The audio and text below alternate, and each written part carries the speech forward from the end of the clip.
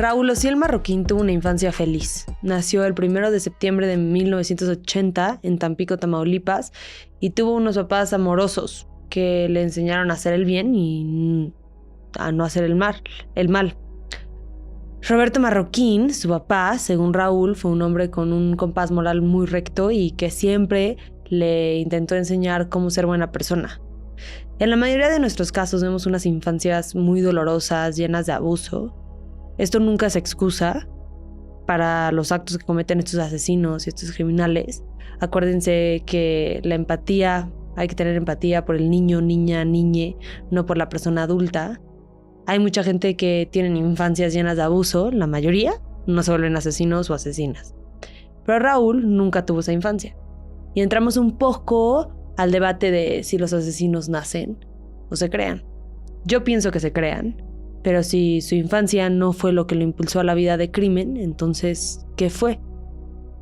A los 18 años se unió al ejército y hasta estuvo en la escuela médica militar 2 semestres, pero por razones económicas se quiso salir. Y cuando se salió tenía 22 años. Sus superiores le dijeron que no se fuera, que era muy inteligente, que le iba a ir bien si seguía, pero él no hizo caso. Y ahí fue cuando su vida se empezó a desviar. Según él, fue la ambición y el deseo de tener cosas y tener experiencias lo que lo llevó a empezar su vida criminal. Empezó con robos armados, y de hecho estuvo 14 meses en un reclusorio por este crimen en Tamaulipas.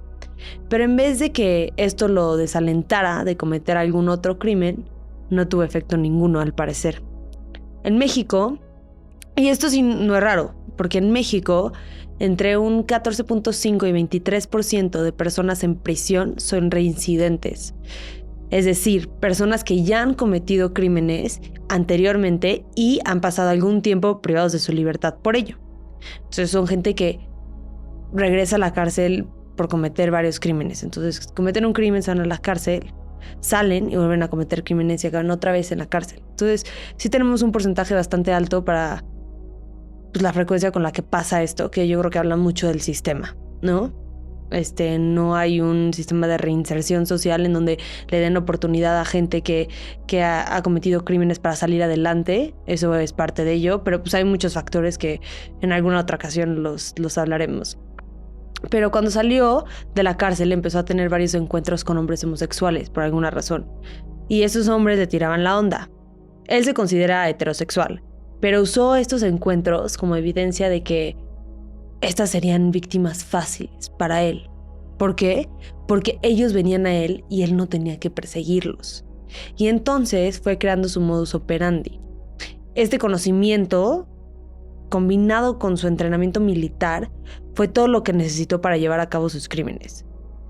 Lo que hacía es que iba a un bar o a un restaurante en la zona rosa, en la Ciudad de México, y esperaba que un hombre se acercara a él. Se coqueteaban y ganaba la confianza de sus víctimas. De ahí se los llevaba a su departamento y ahí es en donde sacaba toda la información acerca de sus familiares y sus capacidades económicas y empezaba la extorsión. Al principio solo había pensado en el secuestro y el dinero que podía sacar de las familias, pero luego se dio cuenta de que había un hoyo en su plan, porque la forma en la que llegaban las víctimas era de manera voluntaria. Ellos mismos eran los que caminaban al departamento, por ende iba a ser muy fácil que llevaran a las autoridades al departamento si los dejaba vivir. También conocían su cara. Su plan original era secuestrar a un señor en específico, un señor que él sabía que tenía muchos recursos económicos, pero cuando quiso ejecutar el plan, esa persona no estaba en el país. Y fue entonces cuando empezó a improvisar a quién iba a secuestrar y posteriormente matar.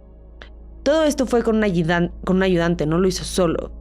El ayudante se llama Juan Enrique Madrid Manuel, quien hasta la fecha sigue prófugo. Los crímenes todos tomaron lugar en los meses de octubre, noviembre y diciembre del 2004. La primera víctima fue Juan Carlos Alfaro Alba. Él es originario de Michoacán y llevaba apenas 15 días en la capital del país. Lo tuvieron secuestrado aproximadamente una semana y pidieron 3,000 pesos por su rescate. Cuando su familia lo pagó, lo dejaron ir. Pero esto no iba a ser la misma historia para Jonathan Razo Ayala. Jonathan tenía 21 años cuando tuvo la desfortuna de conocer a Marroquín. Se conocieron en un antro en la zona rosa de México y se fueron al departamento de Raúl Ociel Marroquín, ubicado en la colonia Asturias de la alcaldía Venustiano Carranza. Ahí lo interrogó de su solvencia y empezó el secuestro.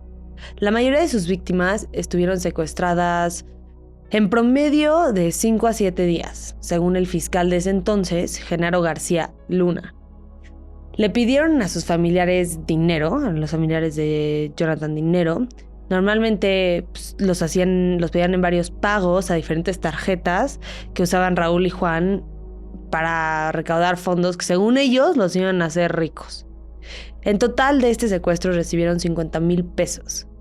Y el 27 de octubre, Raúl colgó a Jonathan de un gancho de metal que había mandado hacer y poner en su departamento y usando una cuerda amarrada en el cuello lo colgó en ese gancho y lo estranguló. Lo dejó aproximadamente unos 4 o 5 minutos hasta que se muriera. Después contorsionó el cuerpo en posición feto para que cupiera en una maleta negra y esa maleta la dejó abandonada en la estación del metro Chabacano. A la siguiente víctima la conoció el 30 de noviembre a las 9 p.m. aproximadamente, también en la zona rosa. Y esta persona era Ricardo Hernández. Ricardo trabajaba en una televisora y no sé si fue un factor u otro, pero en este caso es en el que más evidencia vi de que la policía se involucró rápidamente. Se supone que esa misma noche, de hecho, se involucró. Y era la subprocuraduría. No saben cómo me cuesta esa palabra, procuraduría. No saben cómo me cuesta. Pero esa noche la subprocuraduría, Procuraduría especializada en investigación de delincuencia organizada empezó la búsqueda de este joven. Sin embargo, no pudieron encontrar ni a Raúl ni a Juan Enrique. Y después de 9 días secuestrado, el 9 de diciembre asesinaron a Ricardo de la misma manera que a Jonathan. Pero en este caso, con un cuchillo, Raúl le talló un pentagrama en la frente. La idea de esto es que despistara un poco a la policía y pensaran que este crimen se trataba de un culto más que llegar al motivo económico real detrás de los crímenes. Entonces él quería que empezaran a buscar a gente que estuviera involucrada en el satanismo y que tuviera una parte mucho más sádica atrás de los asesinatos más que solamente un motivo económico.